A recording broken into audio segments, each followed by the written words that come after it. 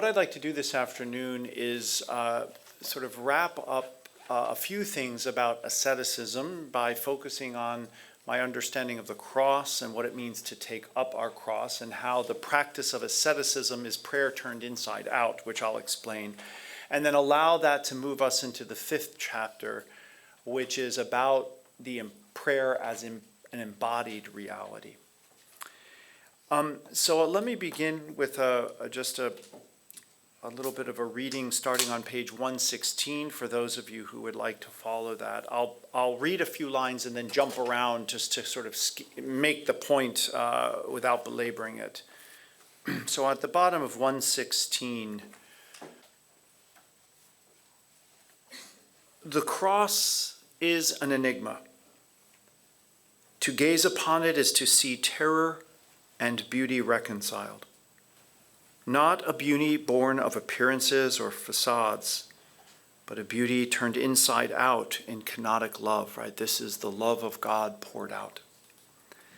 It is not our commemoration of Christ's passion called Good Friday, because we see something radically beautiful, not in his pain and suffering, but in the magnitude of the love that bore it. To celebrate the death of Christ is to celebrate the death of death. I'll jump to the middle of 117 beneath the block quote. The cross, then, is uniquely Christian symbol of beauty, not immediately apparent to anyone who has not encountered the Spirit of Christ alive in themselves. While beauty itself remains as universal as its description is elusive, the beauty of the cross is manifested in God's unconditional love, liberating forgiveness and intimate relationship, all of which lay at the heart of the Christian spiritual life. To experience beauty in the cross, one cannot merely look upon Christ's disfigurement as would a bystander, but must recapitulate the paschal mystery in their very being. Of course, by the paschal mystery, we're talking about the dying and rising of Christ. This is meant to be reenacted, recapitulated. To what do I need to die?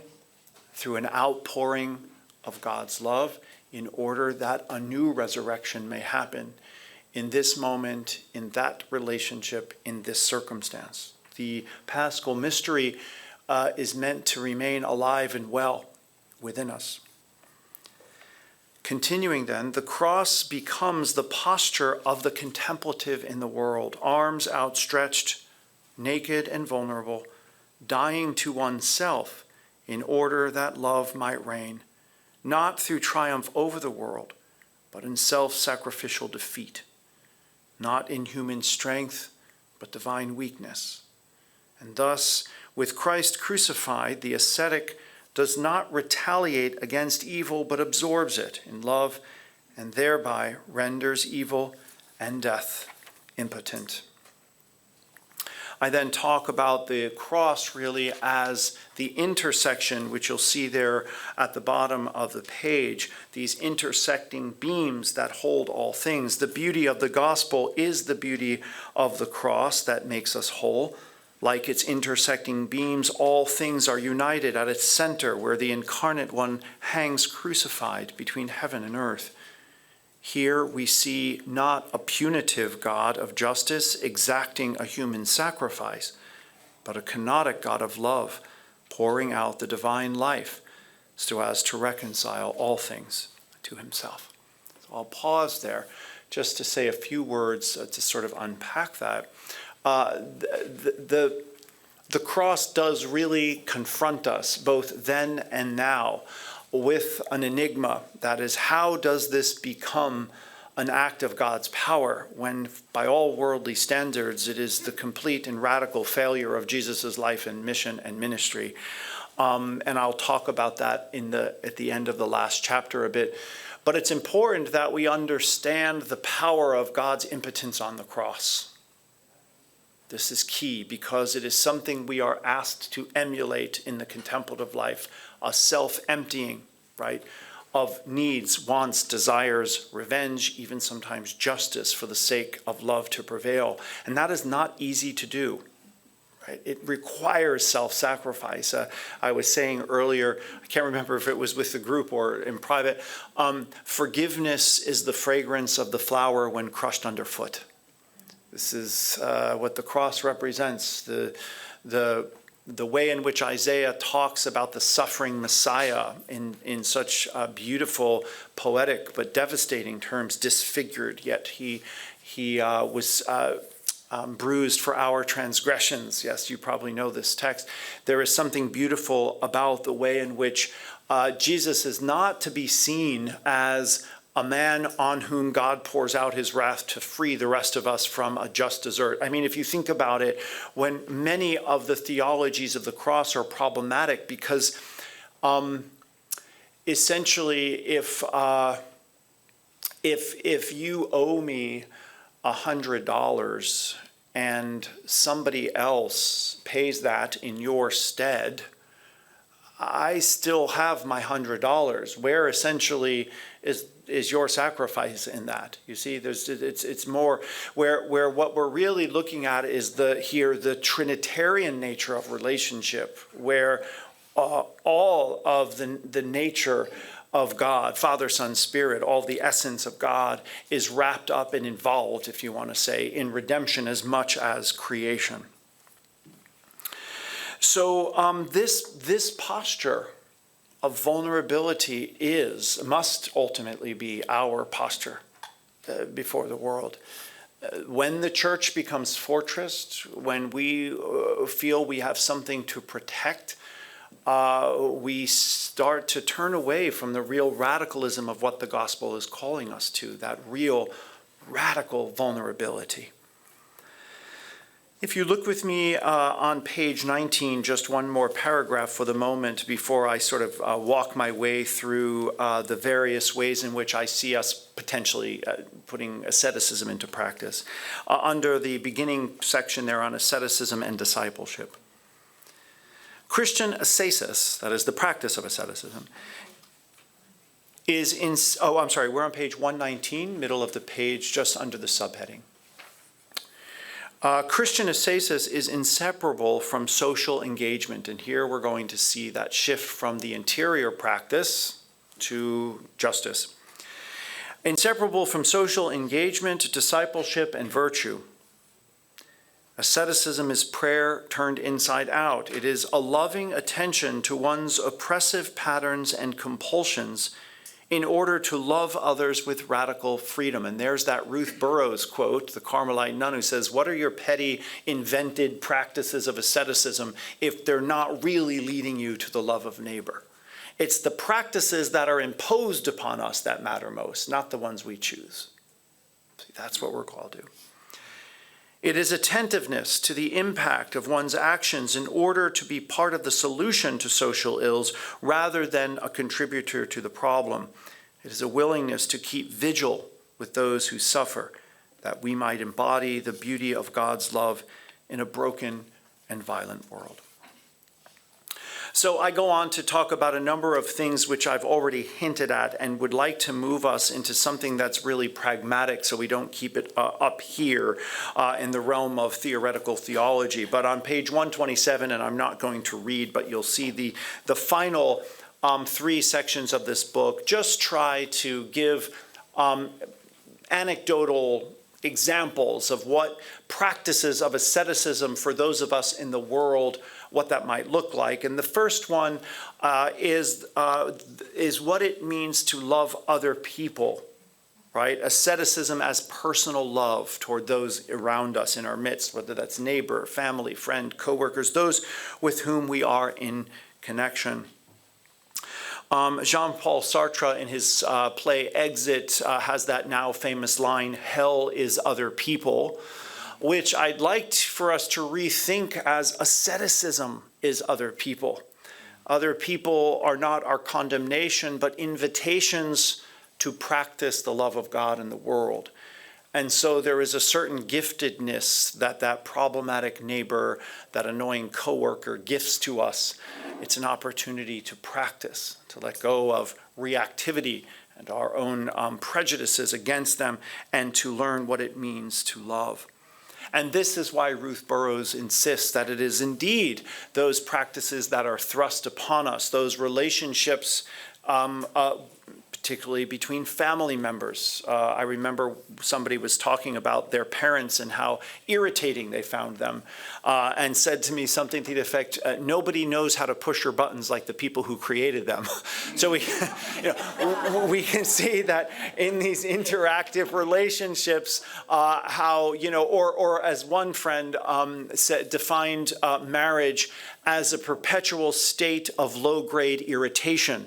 So, that cute little thing that you loved about that person when you first met becomes this annoying thing that they just can't seem to quit, right? And so we learn in these intimate relationships how to see, how to love, how to look past, and how to embrace the fullness of that individual. One of the emphases that I have at St. Columba's is really to work, and it is work, at maintaining what we call a spiritually intimate community, one in which we can show up as we are, ask authentic questions, reveal places where we struggle and doubt, so that we can be carried to a place of wholeness, to a place of communal reckoning.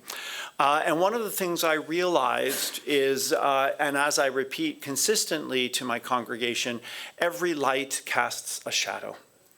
And when you're in ministry, nothing reveals your own shadow more than having to work so intimately and closely with people, because you see where you get triggered, you see where you get irritated, and you realize that for all you try to bring to the community, there's the shadow side, right? There's your history, there's your past, there's your wounds. And everyone who comes around the table brings light, and that light has a shadow side. And much of what I do in ministry and what I think ministry is about, not only from priest or minister to congregation, but as much congregants to one another, is to learn to embrace the light and to love the shadow, right? To really love people from their shadow, to embrace that for what it is, to see it for what it is, to understand that things that are annoying or irritating or even sometimes offensive are often coming from wounded, often unacknowledged places of woundedness that need, as we see in the Incarnation, not condemnation, but healing grace. How do we provide? How do we become healing grace for one another? This is key. So, all of the opportunities that each of us has throughout the day with those with whom we are most closely in contact, this is your school of love. This is your school of love. To see, really see, to work through, to embrace, and to love, despite one another's shadows. And it's usually where two shadows intersect that fireworks can begin. See what I mean? So as much light as we can bring to the situation, and that requires us acknowledging our shadow and leaving it alone, leaving it back, allows us to be present, to be available. In this section, which is rather simple, one of the things that I point out is that the desert mothers and fathers, for example, their silence was not merely spiritual. It was also pragmatic. They understood how easily a harsh word could sour a relationship, how sharp-edged our words can be with one another, and how damaging that they can ultimately be. That much of their holding of silence was to know when to speak and when not to speak. The temptation, for example, to gossip, the temptation when you share a mutual disdain for another person, how easy it can become a feeding frenzy, which feels good to kind of have a compatriot who enjoys tearing someone else down because they really are annoying or toxic or frustrating. This is where the filter of our meditation might assist.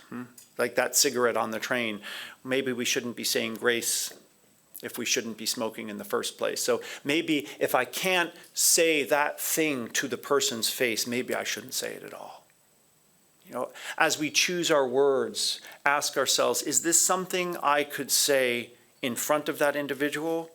Or better, how could I say it in such a way that that person has the capacity to hear it as compassionate and loving, albeit challenging, rather than toxic and tearing down, right? So this is where I would invite you on that level to understand that asceticism is not just something we do for the 40 days of Lent, giving up meat or chocolate or whatever your addiction du jour is, but to really practice this throughout the context of all of your most intimate loving relationships as a school of love and as a constant opportunity. And don't forget, asceticism trains us to fail. You will fail constantly.